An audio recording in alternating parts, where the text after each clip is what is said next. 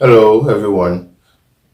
Nico said over here, and I would like to welcome you to the Haven Projects Presents Study Reset. In this video, we'll look at the seventh unit of logic and critical thinking. That's what the long-awaited fallacies. Now, this is the outline for this video. We'll take a look at sham reasoning, good arguments, fallacies. Now, when I talk about fallacies, you look at what types of fallacies. Yeah, that's all. And fallacies of relevance, right? So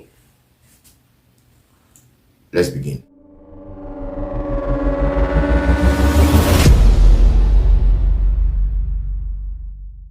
Yeah, so let's begin. Right. We can't talk about fallacies without mentioning sham reasoning. Now, fallacies, when we say fallacy, a fallacy is simply an error in reasoning, right? So whenever you're making an argument and you commit an error, it's a fallacy. But fallacy is not where it starts, right? So I have to take you back to where it all begins from, right? That's sham reasoning. Now, when you say sham reasoning is simply making an argument on weak grounds, right? So it's basically reasoning on weak grounds, weak, weak, weak grounds, right? So whenever you make an argument, your premises are not strong, or your argument is not a strong argument, or it's not a good argument, it's simply because what the grounds that you have provided for your argument are weak. Now, these grounds that you provide. So whenever we, give sham reasoning, and whenever we give sham reasons, or we indulge in sham reasoning, we are giving weak grounds for our conclusion, right? So the weak grounds that you are giving can either be argumentative or non-argumentative. That's emotional, right? The emotional or non-argumentative are known as what? Rhetorical ploys. In the UPSA slides, we don't really touch on the rhetorical ploys. It's about the fallacies, right? So when you look at the argumentative type, the fallacies, right? So when you are committing a fallacy, it means that the points that you are giving are not logically connected to the argument that you are making. You are sham reasoning. So fallacies. You're going to look at this aspect of it, right? Fallacies can be broken down into what? Formal fallacies and informal fallacies. Formal fallacies has to do with what? Structure. The informal ones has to do with the content of the argument itself. Now, an argument can be two things.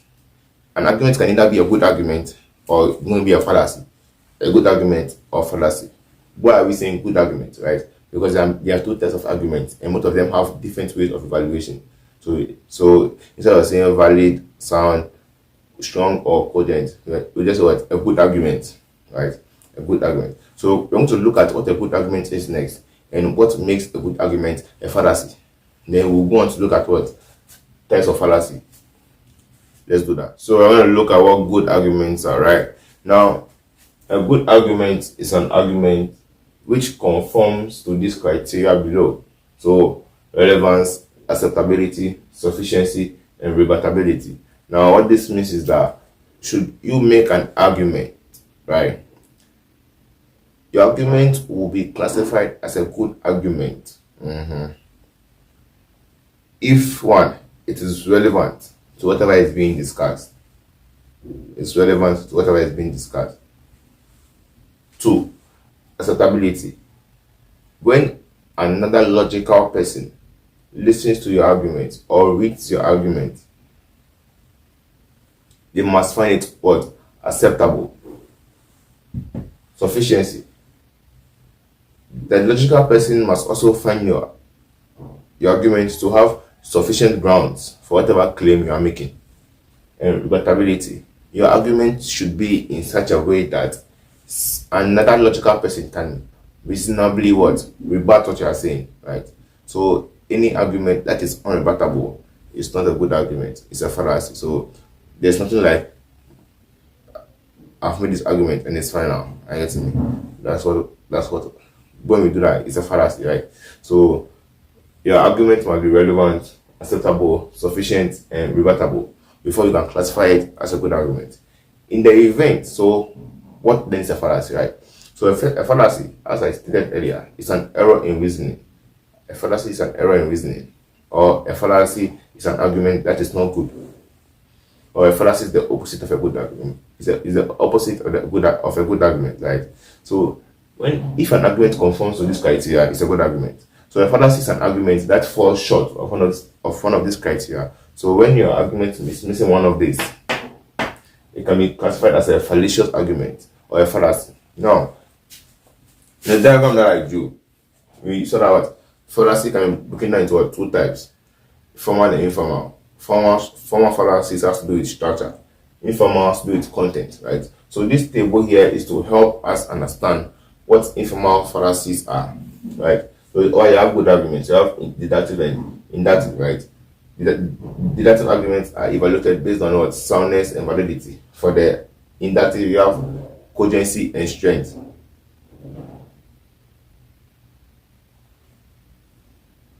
So informal fallacy. So basically speaking, all sound arguments are good arguments, right? Because you have two premises and your conclusion will be joint inference. If you understood what we just learned, you realize that all sound arguments will be good arguments. All cogent arguments will be good arguments, right? But over here, informal fallacy, now why am I saying this, right?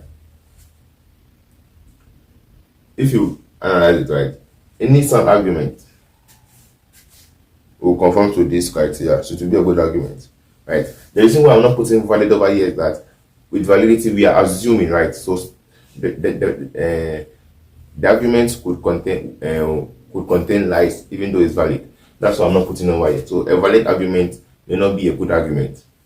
So you can be sure that sound arguments and cogent arguments are good arguments. Now, invalid and unsound arguments contain lies, so they definitely will not meet this criteria. So invalid and unsound arguments, weak and uncogent arguments would all be what? Informal fallacies, right? So now you want to look at what? No, and the formal fallacies, right? Their structure, the ones that are concerned with what structure. So let's take a look at those.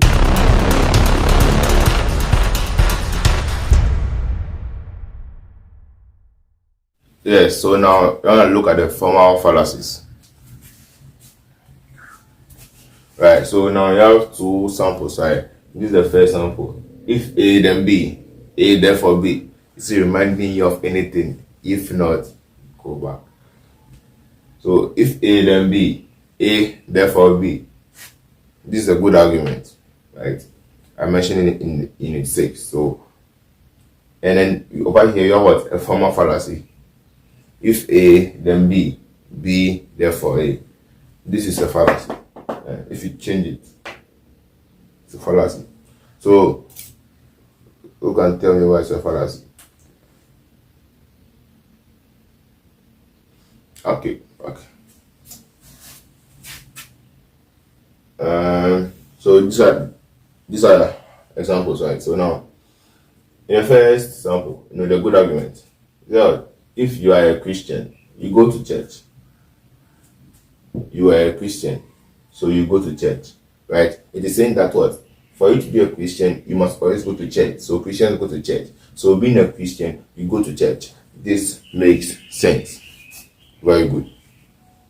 Now you have this fallacy over and this fallacy over here. So this is a good argument. I say I'm not correct, like Nike.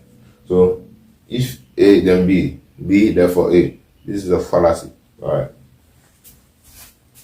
If you are a Christian, you go to church. You go to church, so you are a Christian. Ask me. This is true. Christians go to church. You go to church. It is true. So you are a Christian. This is drawing influence from this. But this is not a sound argument. It's not a valid argument. It's a fallacy. Why is it a fallacy? Premise 1 is saying that if you are a Christian, you go to church. It is true.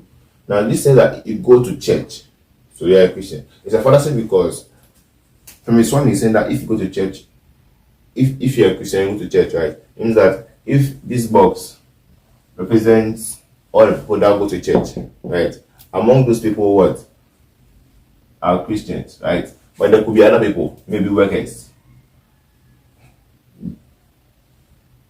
it's not only Christians that go to church, right?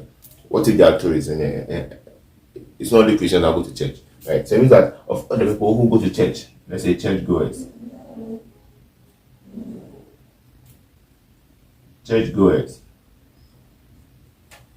right? This is a set of all people who go to church, and these are the elements of the church, elements of the people that go to church, right? So one of them are Christians, right? So we say that if you are a Christian, you go to church. It's true. You go to church does not necessarily make you a Christian. This can be what?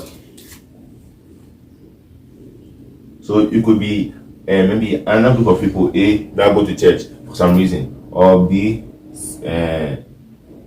or D.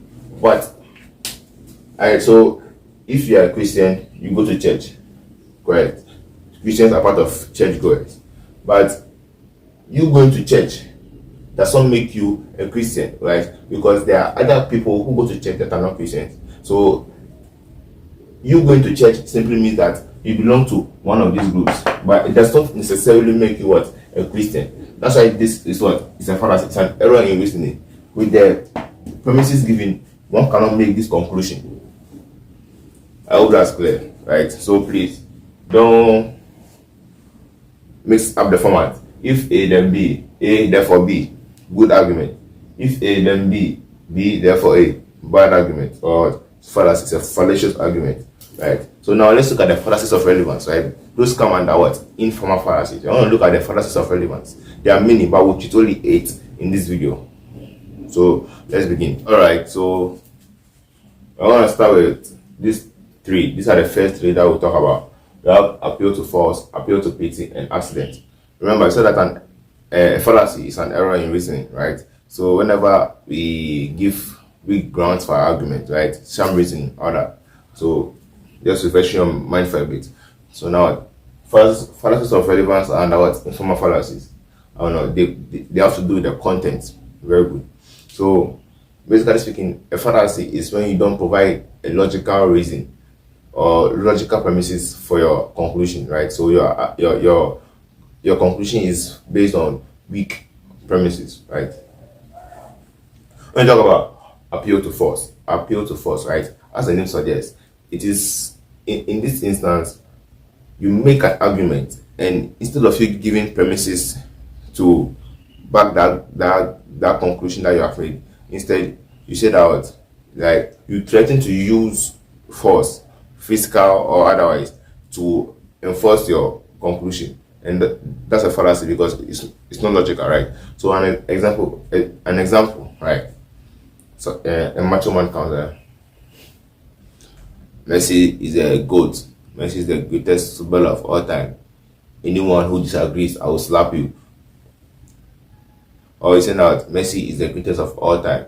If you disagree, I'll slap you. Right? It doesn't make any sense. So you're using force to back your conclusion, and that's not right. So it's a fallacy. Second is appeal to pity, right?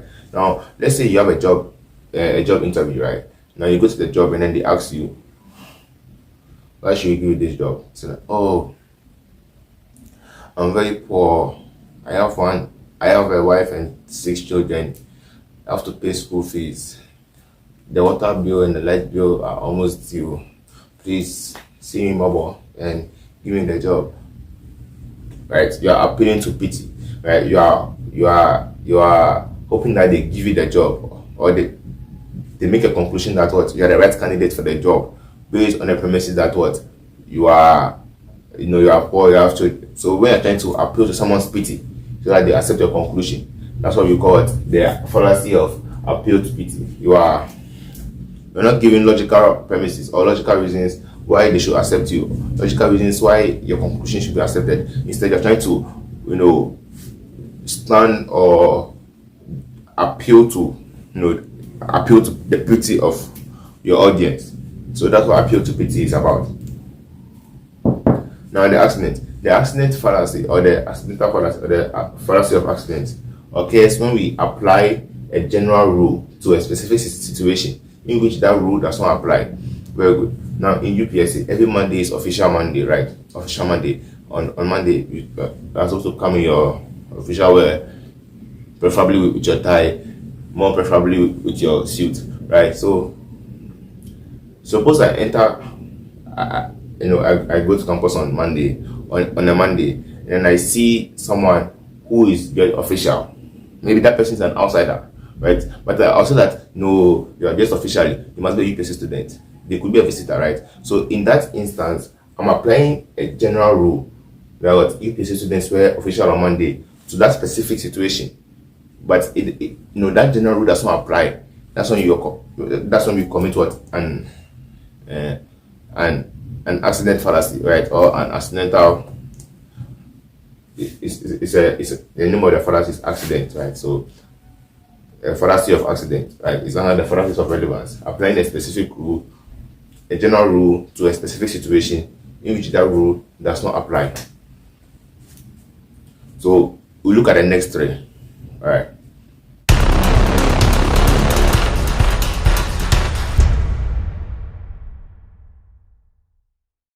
Yes, right on. So missing the point, straw man and red herring. These are the next three that we're gonna treat. Now, with missing the point, it's really simple, right? As the name suggests, in this kind of fallacy, the right premises are given, right? The premises are very logical, right? So in this instance, you give logical reasons, but you end up making a conclusion that is unrelated to what is being discussed. So this scenario, let's say that what if A then B, A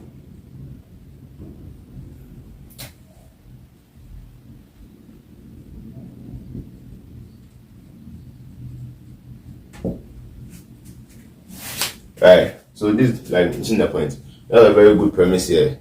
So you have if A then B, A then you come and miss that point, say therefore C. It's like saying if you are a Christian, you go to church, you are a Christian, so tomorrow you go to school, right? In this instance, you have solid premises, but you end up making the wrong conclusion and fallacy. Now, how the straw man fallacy works is that it usually involves two parties or two proponents.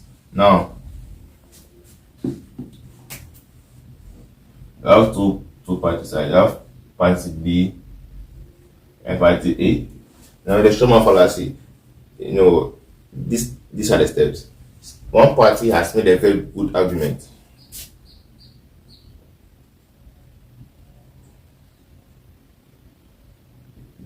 Right, the argument is very good, but party B cannot find a way to rebut party A's argument and sound like a smart person, or sound like he's smarter than party A. So what party B does is that party B distorts party A's good argument and makes what party A's argument a fallacy.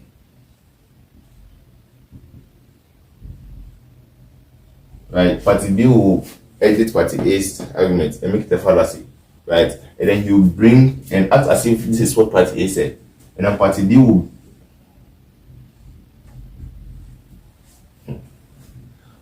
will come back and correct the fallacy that he made, right? So this fallacy is called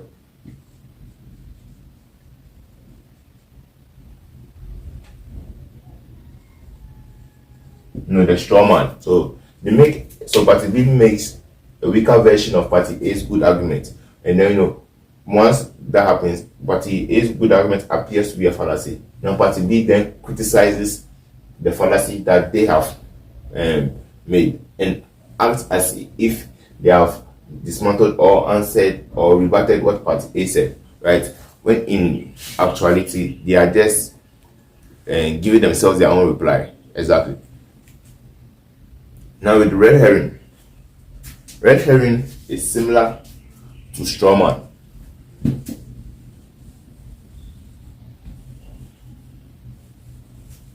So with the red herring, let's say that it doesn't really involve an argument being made. So there's no distortion with the red herring. what happens is that, let's say party A, let's say this A is a class teacher and B is a student, it's Kofi. Let's say student Kofi comes to class late, and then the class teacher asks Kofi, Kofi, why are you late?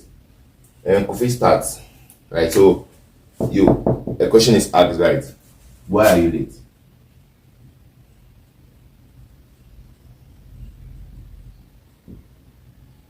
So now Kofi has to make an argument to defend himself, because his teacher's asking, Kofi, why are you late? So now, how red herring works is that Kofi will act as if he's answering his class teacher's question. So he'll start, he'll start with a question, right? He'll start. But then, if he does it very well, he will divert to another topic and make his conclusion.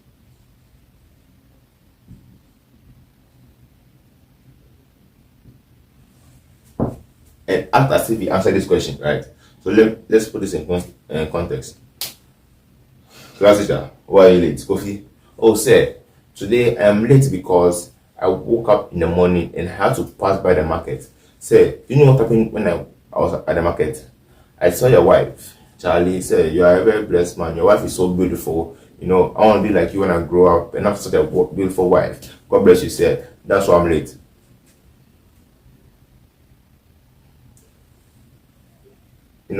If Kofi makes the argument very well, he will just come here like this. So, say I was late because I woke up and I went to the market, right? So at the market, I saw your wife, beautiful. God bless you. I want to be like you, right? So I think that's what the boys call it, fanfully, right? So you also see politicians making this. This one in Strawman. Politicians and celebrities use it a lot. So, why are you late? Act like you're answering the question, then quickly change the topic, and then conclude. So, this argument will be a good argument, right? It won't be a fallacy, but the whole thing is a fallacy because this argument is not, providing, the needed, reasons for the question that was asked, and that's why we call it the red herring. So, we have looked at this thing. So now we have not seen so far. The next one will be appeal to people, and that's also subdivided into three. Let's go.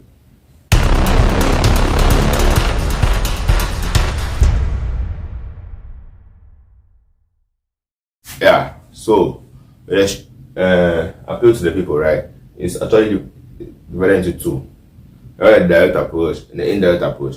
With the direct approach, how it works is that it involves a crowd and a speaker. So someone is speaking to a crowd, and to get the crowd to agree with them, they don't really give, again, logical premises or logical reasons. Instead, what they do is that they excite the crowd, and then in their excitement, the crowd just agrees with whatever they are saying without the speaker providing logical evidence, right? So it's like a presidential candidate has come to vote.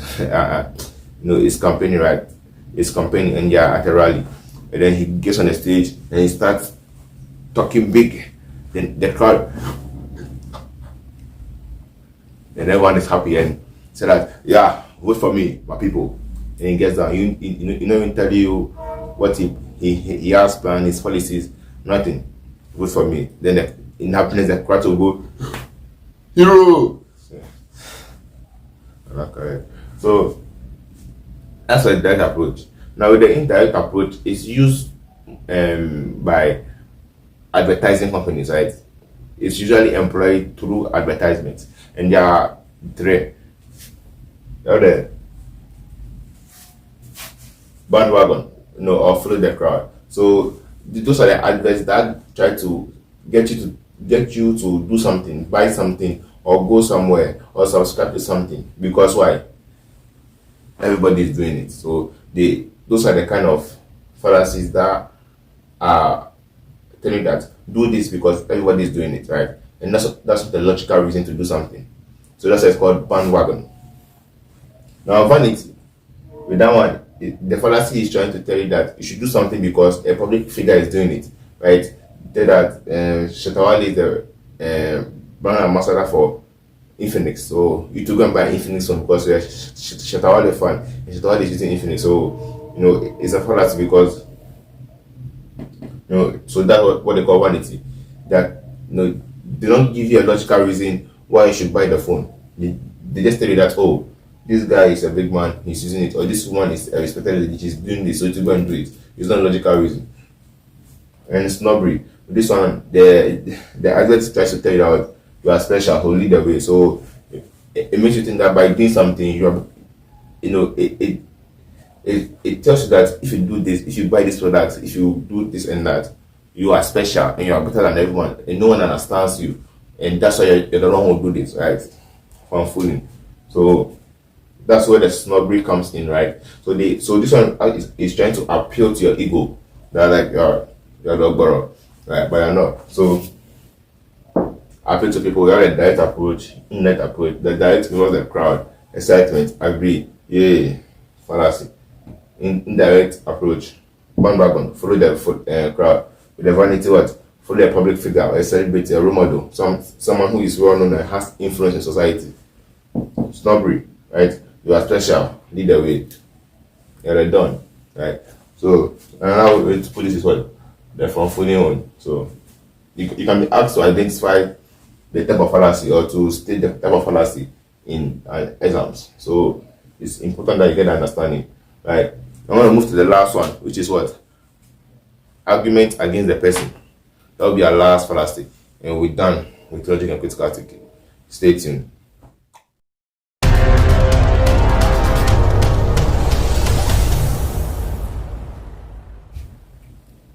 And the eighth fallacy of relevance. That's what? Argument against the person. Or argumentum ad hominem. Right? So this also is broken down into three. You have ad hominem abusive, ad hominem circumstantial, and two coke. You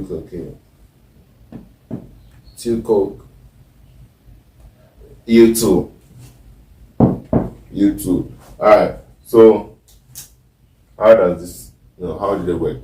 Alright, so as the name suggests, argument against the person, right? So in this instance, you have a situation whereby it also involves two parties, right?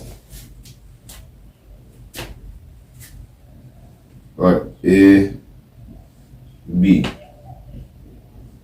In this situation, party A also what? Makes an argument. It may be good, it may be bad. Let's assume it's good.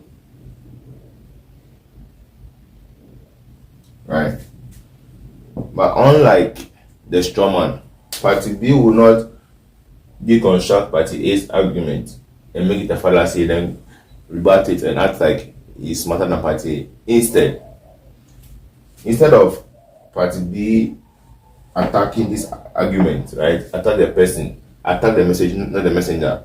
He will rather attack the messenger or the arguer. So he can do that in three ways, right?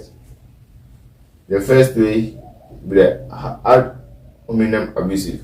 You have to do it launching a verbal assault on a person's physical appearance. So, or not just physical appearance, but you are attacking the person. So, verbal abuse. Alright. So, instead of party B's, attacking the argument, you attack party A instead. So, instead of attacking the argument, party will be like, keep quiet. Look at the shirt that you're wearing. It's not even nice. Keep quiet. Look at your head. It's too big. Just basically you are insulting the person, right? So another way to put it is that instead of you to rebut the person's argument, you insult the person rather, and that's not logical. Now with the second one, ad hominem circumstantial. How it works is that instead of attacking the argument, this time around you don't attack the person's physical appearance, you don't attack their person, but you attack their circumstance, right? Oh, don't even mind him, he's broke. Don't even mind me. Don't even mind party A. He doesn't have a house. His wife has left him. He's a gun. He's an error. He's this. He's that.